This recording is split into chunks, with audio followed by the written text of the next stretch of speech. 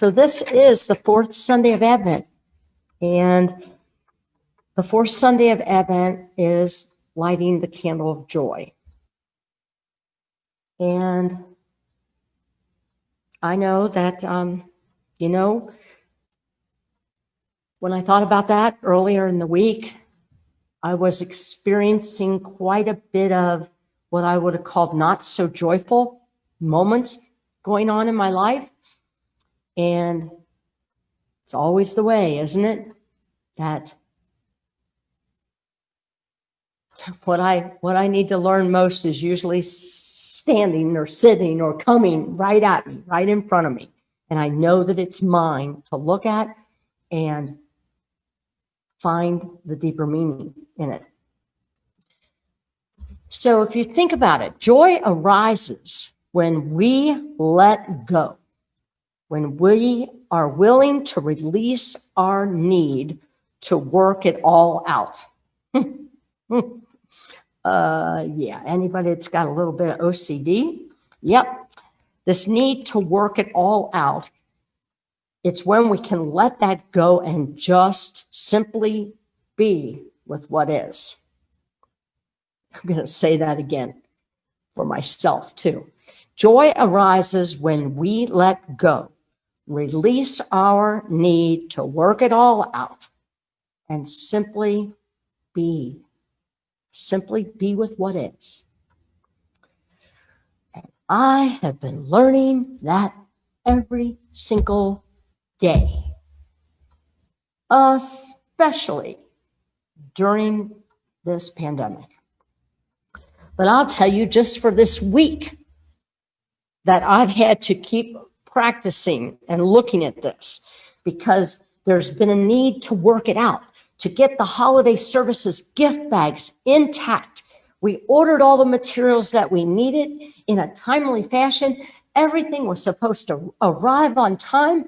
We were going to get bags shipped out to the people who don't live in our vicinity, like ship them out to Florida, North Carolina. And what is it? God's greatest joke is tell God your plans. Well, yep. Things didn't arrive on time. Pieces of the material were missing. White stones, we ordered 100, only 50 came. So now we have to call the company. They're going to ship it out in 2 days. Well, they were supposed to arrive Thursday morning. They didn't arrive Thursday. They didn't arrive Friday. They didn't arrive yesterday. So the people who are picking up bags today, they don't have a white stone. So I have to let this go. I've had to let it go since Wednesday. We didn't have daily words, but then the daily words came. But everything was just a snag. There seemed to be a snag. Oh, then our Friday email blast. Oh, yep. I forgot a couple of very important pieces that I wanted in that email blast. And so now we're going to have to recreate and do another email blast tomorrow so that you have those important pieces of information in Zoom links so that you can connect. We can connect together as a spiritual family. Oh, what else? Oh, you're going to love this. One of Michael's sons has 3 little girls, and they're all, I believe, let me think. Yeah, they're 4 and under, 3 little girls. And so I'm wrapping their presents, right? I got 3 stacks. I'm wrapping their presents. I literally had to unwrap their presents 3 times. Yeah, not just once, 3 times, because I kept sticking the wrong name on the package. And then I questioned myself. Oh, wait a minute. No, that's Ellie's. No, that's Harper's. Wait a minute, Charlotte. Wait a minute. 3 times. I'm like, oh my God, Kathy, you're losing it. You're losing it. See, because I have a need to work it out. And I'm shoulding on myself, right? I should be able to work it all out in the first time. I thought I had all this stuff worked out. Ha, ha, ha. there was the other night. Most of you know I drive a Prius C, a Toyota Prius C. So it's runs on electric a lot of times. But I, for my birthday, gave myself the gift of having installed an auto start, which has been wonderful. Except the other night, I went to leave my daughter's house and I cannot get the car to go into gear. All the lights are on. I can't shut it off. I can't get it in gear. I literally had to leave my car at my daughter's house with it running. Thank God it's running on batteries, but still. Yep. It's simply being with what is. Yeah, that's just this week. Is anybody out there experiencing this in their own life? The best laid plans, and they don't happen. I mean, I am so learning to let go, let go, let go. And then I think I've let go, and then I got to let go again. The joy and lasting happiness, the joy and lasting happiness that we are seeking is already within you. But see, I kept attaching my joy to all this stuff in the outer, which the great masters and teachers and all those that have gone before us and all of that are present and coming forth in the world are saying. It's letting go of this outer attachment to how things should be. I want you to write this down. Allow surrender without expectation. I have said this many times over the years in my talks. It is so appropriate for our time, especially right now, when we have no control. Do we? Not really. Allow surrender without expectations. You know, one of our congregants was sharing with me a story, and I thought about how often do we do this? She was saying that there's like a circle of friends or circle of acquaintances. Maybe they're in a group together or like a book club. I'm making that part up. I don't remember what that exactly was. But let's just say it's a book club, okay? And there's a particular person in that arena who the majority of them have decided that they don't really care for her.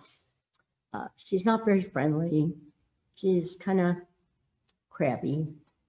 And so when this congregant came into the group, of course, don't we love to warn the new people coming into a group about that particular person, right? And so we prejudge. Think about how we do this. You and I do this every day in our own lives. Well, during this pandemic time, this congregant decided, I'm going to take the time to get to know this person. I don't really know her. I've just made all this assumption because of what everybody's told me.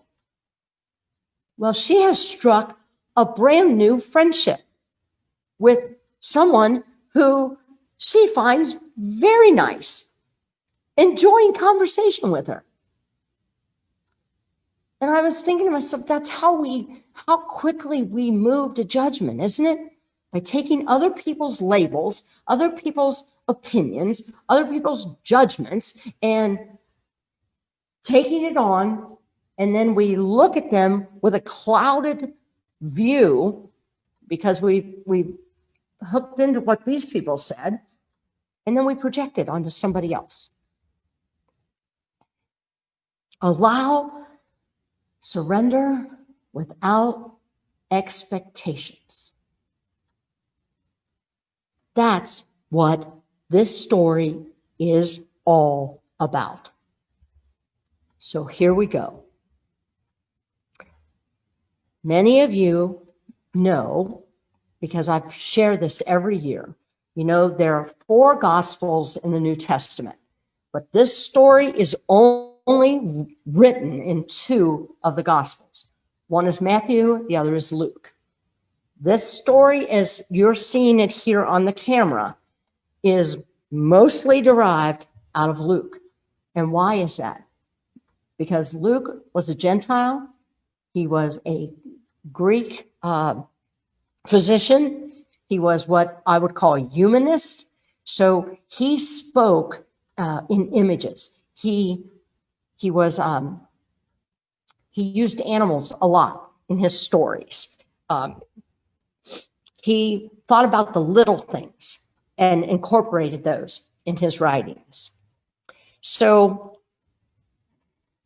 this manger scene, as we see it, was not really developed or came into a picture for us until 1232. And it was Francis of Assisi who first incorporated this nativity scene as we know it today.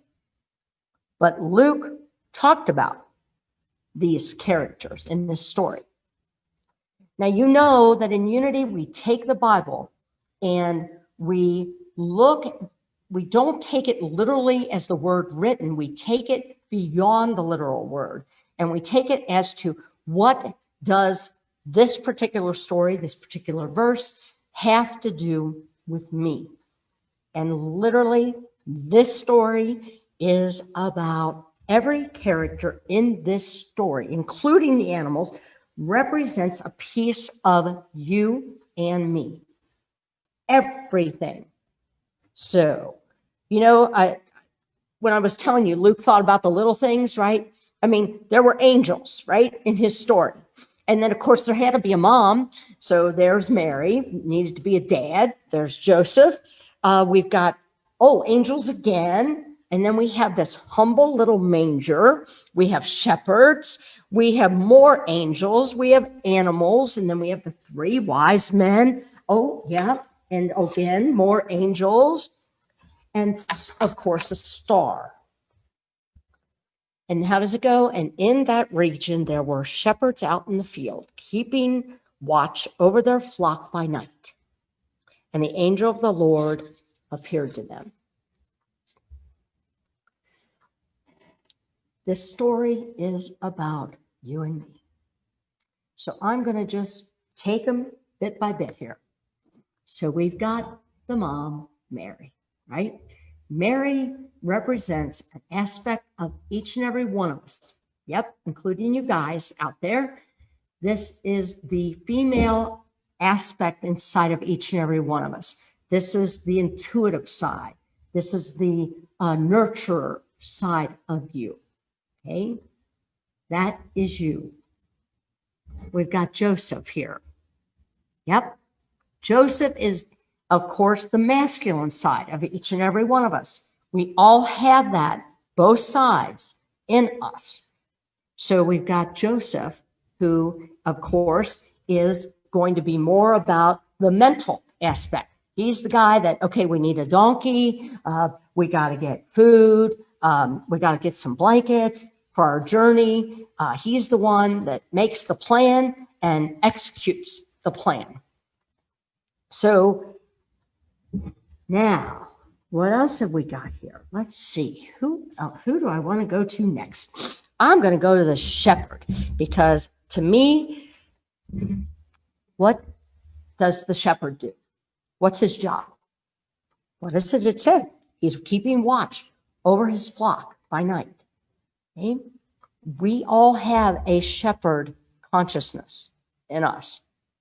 And that shepherd watches over our sheep. We all have sheep inside of us. Okay, in the Bible, when you see the talk about animals, we're talking about lower level thinking. Okay, as I said earlier, and most of you all know this story, but I want to be reminded of how I want to remind you how important every one of these characters are to own it. Own that you have all this inside you. And we draw from all of it so that we can handle our day-to-day living right now in this moment. So angels represent higher thoughts.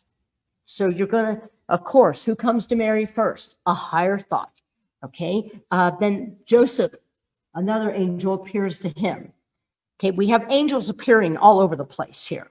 All right. So now we got the shepherd, and his job is to keep watch over these sheep. The sheep are the lower level thinking. How many of us get hooked by all of this lower level thinking? Get hooked by the news, get hooked on that I can't be with my family the way I want to be this year. Get hooked into the frustrations that so many of us are dealing with families, elderly parents, people making their transitions alone, something that has just never been heard of before. These are all the sheep thoughts that we have, and we can spend time on that, or you can draw from your shepherd inside of you and gather those sheep together and not give them any power. Keep them on the path headed to the Christ child. So we all have that. And then, of course, we know that these guys eventually show up. And how did they get there?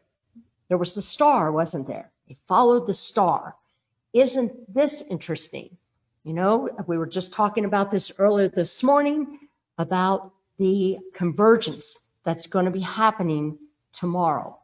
And that's where, is it Saturn and Jupiter are going to be aligned? This only happens once every 800 years. Keep your fingers crossed for a fairly clear sky tomorrow night, because 45 minutes after sunset, these two planets will align. And if you have binoculars, they say that you'll be able to see some of the moons around, I think it's Saturn or Jupiter's moons. If you have a telescope, you're really going to have a good visual of this. Once every 800 years, this happens. We're alive right now at this time. Yeah, this unprecedented time of COVID. And we're alive at this unprecedented time of these planets aligning. The convergence is called. How perfect is that? There is a convergence happening to release this old world thinking as we've known it, and to the birthing of a new world consciousness. That's what this story is about. And it can't happen from being born in royalty.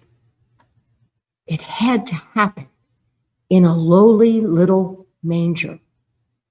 It had to happen that there was no room in the inn. Have you had that feeling in the last 9 months? There's no room in the inn.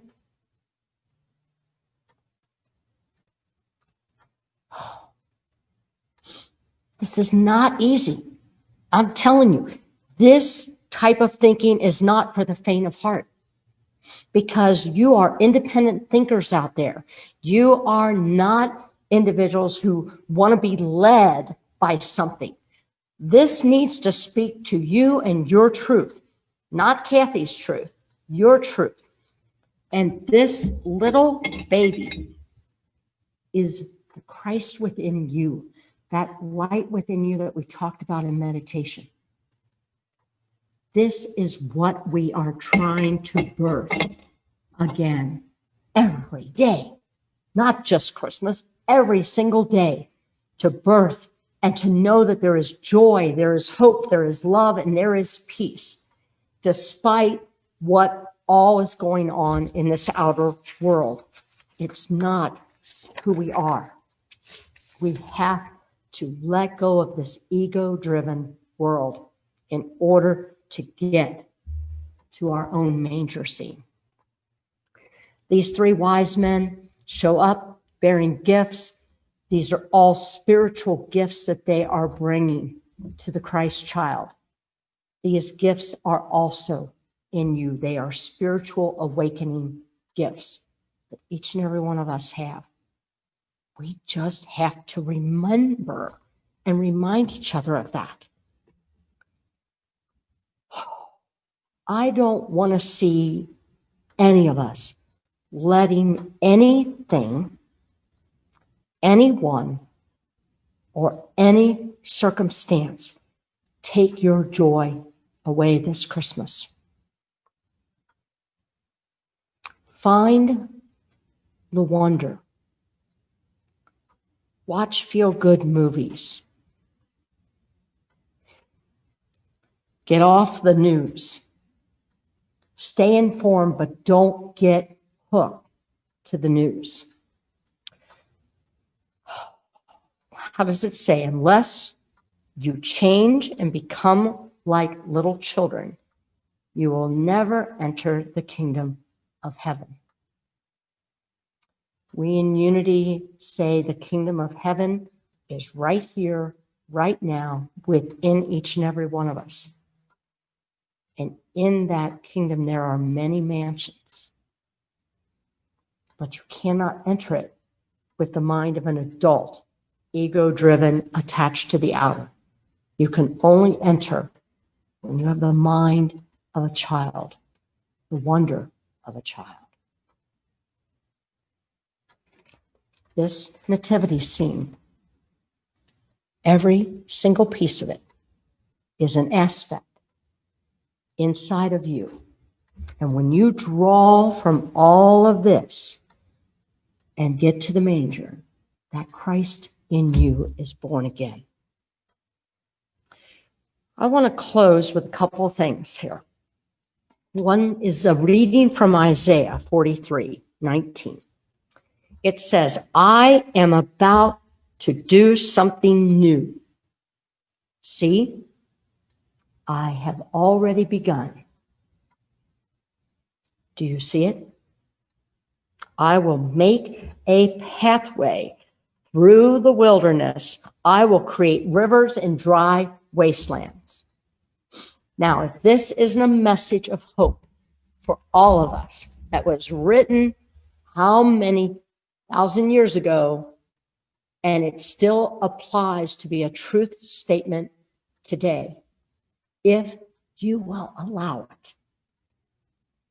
Allow, surrender without expectations. I am about to do something new. See, I have already begun. Do you see it? I will make a pathway in the wilderness. Aren't we in the wilderness? I will make a pathway in the wilderness.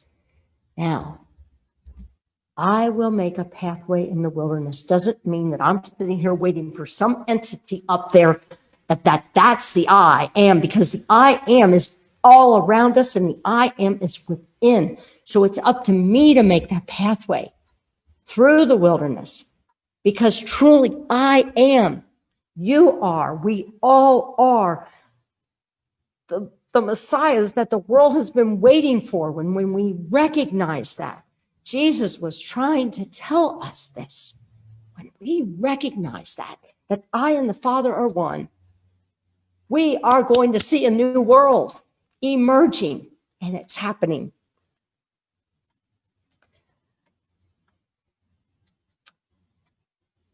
I want to go to our affirmation for the week, and this is always created for you to hold on to. And our affirmation for this week that I'd like you to hold on to is, Christmas is about a new beginning, and I am making the most of it. I'm going to say that 2 more times, and I encourage you to say it at home right now out loud. It's on your screen.